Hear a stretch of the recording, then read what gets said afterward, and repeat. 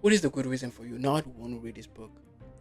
There are just thousands of books like this one who try to explain to you how humans work, how they think.